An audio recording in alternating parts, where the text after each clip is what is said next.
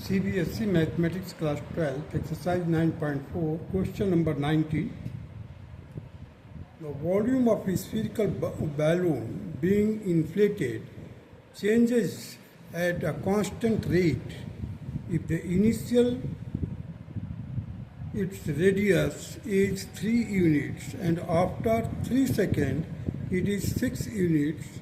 Find the radius of the balloon after T second.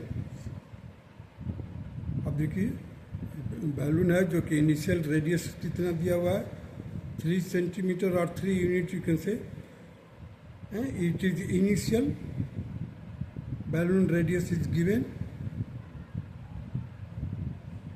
so and after the balloon is inflated at that time the balloon after 3 seconds its radius is 6 centimeter. So the volume of a sphere is 4 by 3 pi r cube. So initial radius 3 units. After 3 seconds the radius is 6 units. Change in radius देखिए पहले 3 था अब बाद में 6 हो जाता है तो 6 minus 3 that is 3 unit. So dr by dt means radius जो change हो रहा है 3 सेकेंड में 3 यूनिट so 1 यूनिट पर सेकेंड चेंज हो रहा है means dr by dt is equal to 1 dv by dt at constant k, let it be the constant k. बोला ना volume of a spherical balloon being inflated changes at constant rate. तो constant rate की जगह पर हमने k रखा है तो वॉल्यूम के जगह पर क्या लिखा 4 by 3 pi r cube by dt. देखिए 4 by 3 तो वो किया मैं डेरिवेटिव निकाला इसका 4 by 3 pi 3r.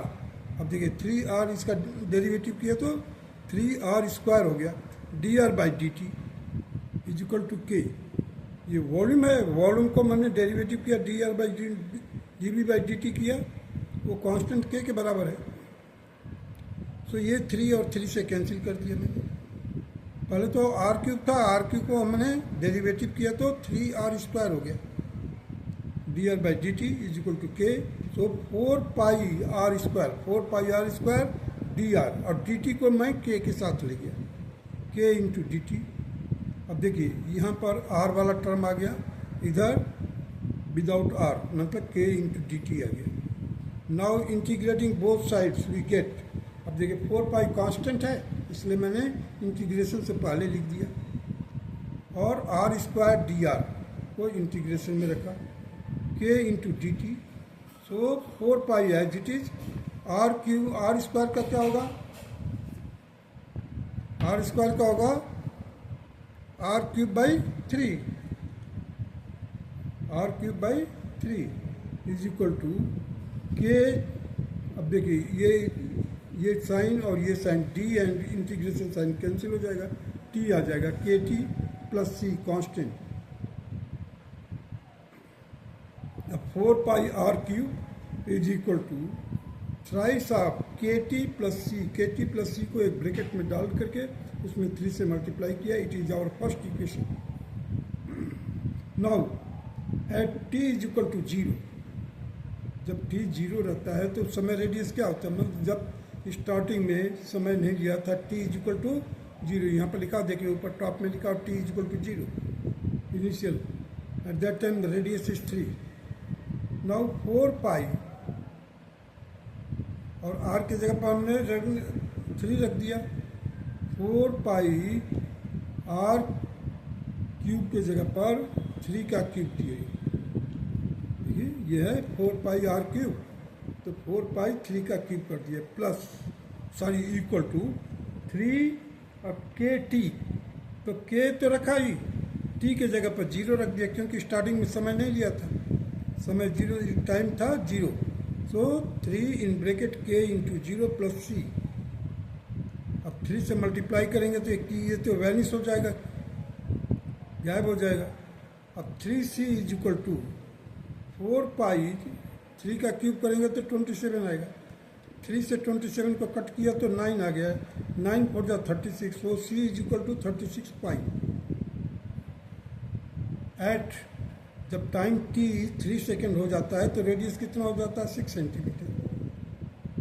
अब देखिए यहाँ पर मैंने क्या किया 4 पाई, ये r क्यूब था, अब वहाँ पर मैंने लिख दिया 6 का क्यूब इज इक्वल टू 3 के टाइम का हो गया 3, c का वैल्यू मालूम हो गया हमारे को 36, c अभी एज इट इज लिखा है।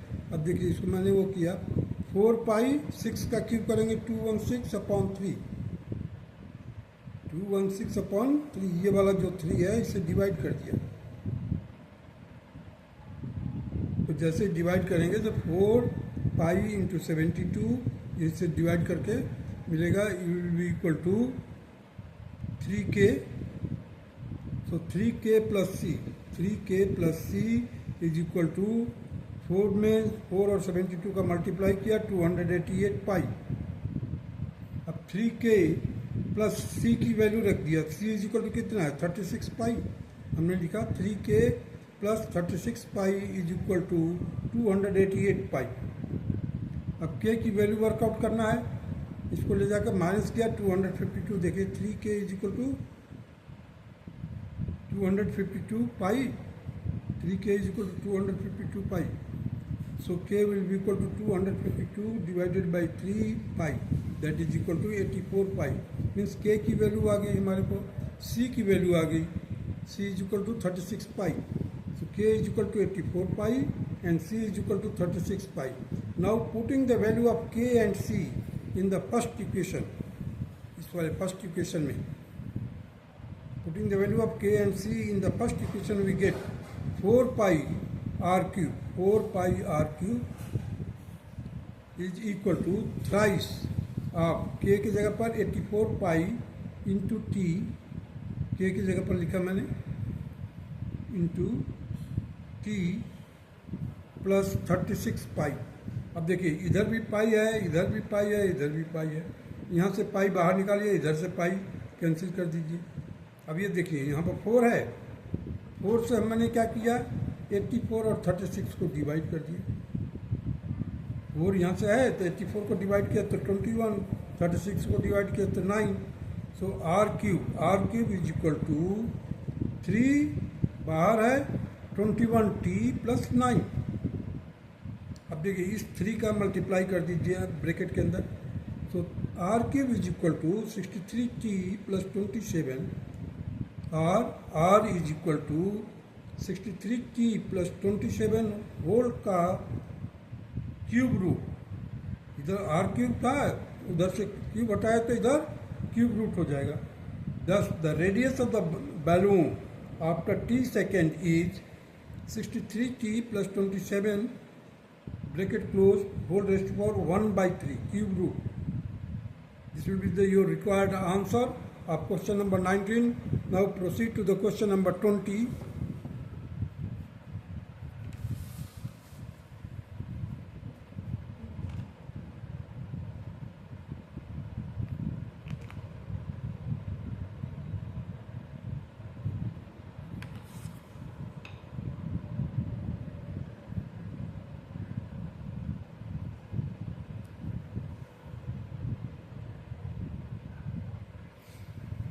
देखिए in a bank principal increases continuously at the rate of r% per year.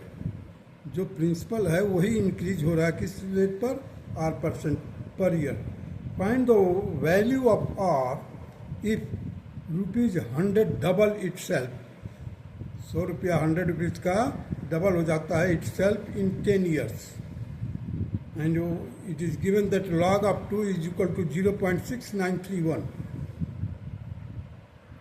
As we know the formula for that, P is equal to 100 into SI upon R into T, where P is the principal, SI is the simple interest, R is the rate of interest, T is the time.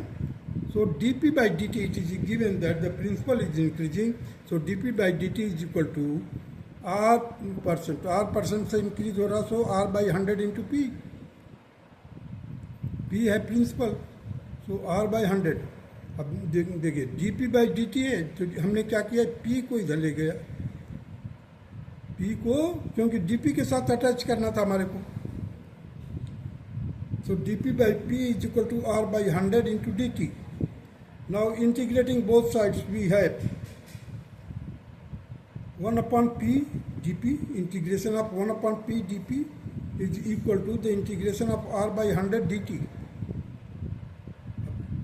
देखिए इसका तो हो जाएगा log p, ये r by 100 as it is रहेगा, लेकिन यहाँ पर आ जाएगा t प्लस के कांस्टेंट।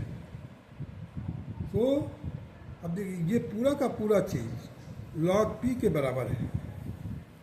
अब आप बेसिक फार्मूला जानते हैं लॉगरिथम का, इसका जो बेस है that is hidden, that is e, इसका बेस जो है e है, so e raise to power this much will be equal to p, e raise to power rt by 100 plus k will be equal to p। देखिए यहाँ पर लिख दिया therefore p is equal to e raised to power rt by 100 plus k. This will be our first equation. Now it is given that when t is equal to 0 means starting में जब time 0 था उस समय principal कितना था 100, तो 100 यहाँ पर लिख दिया इज इक्वल टू, इसी में हम सब्स्टिट्यूट करें, p के जगह पर 100 लिखा, e raise to power r into t means t 0 हो गया, 0 by 100 plus k means e raise to power k, e raise to power k की जो वैल्यू आया 100, ये हो गया आपका इक्वेशन नंबर सेकेंड। ये फर्स्ट था और ये सेकेंड हो गया आपका, e raise to power k is equal to 100। Now if t is equal to 10 means time 10 year हो जाता है, then p is equal to 2 into 100, 2 into 100 माने 100 200 हो जाता है, डबल हो जाता है 100 रुपीज 100 डबल इट सेल्फ, तो 200 हो गया। Therefore the equation फर्स्ट, ये इक्वेशन जो है उसमें देखेंगे, therefore the equation first will be 200, p के जगह पर 200 रखाइए, p के जगह पर 200, e raise to power r into t, t का जगह पर 10 by 100 प्लस k, तो ये 10 से कैंसिल किया, 10 10 जा 100 होता है, तो r by 100 plus k, sorry r by 10 plus k, e raise to power r by 10 plus k will be equal to 200। तो हमने इसको स्प्लिट कर दिया r by 10 into e raise to power k।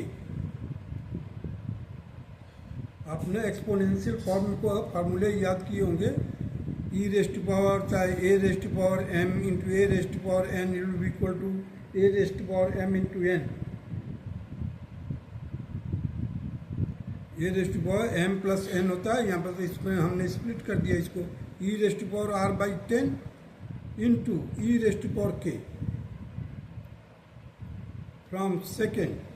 अब देखिए सेकेंड में क्या है, e raise to power k is equal to 100 है, तो from second we get e raise to power k is equal to 100, therefore the 200, ये देखिए 200 is equal to r by 10 e raise to power r by 10 into e raise to power k की जगह पर हमने 100 रख दिया, इसके जगह पर हमने 100 रख दिया।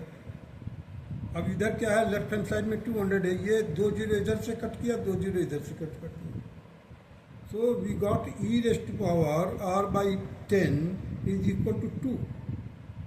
Now on taking log we है, अब दोनों तरफ से लॉग लेने पर, on taking log both side, on taking log both sides we have r by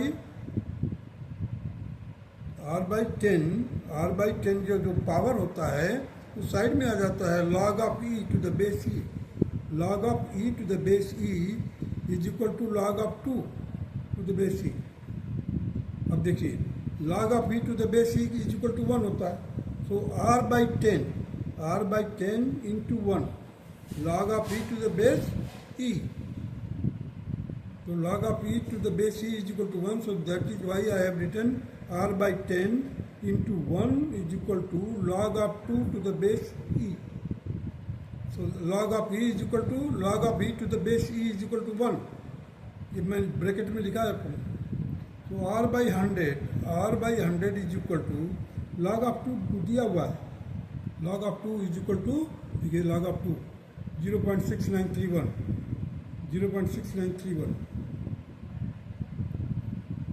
तो R by 10 is equal to 0.6931. अब जब 10 से मल्टीप्लाई करेंगे तो एक डेसिमल आगे बढ़ जाएगा. तो R is equal to 6.931.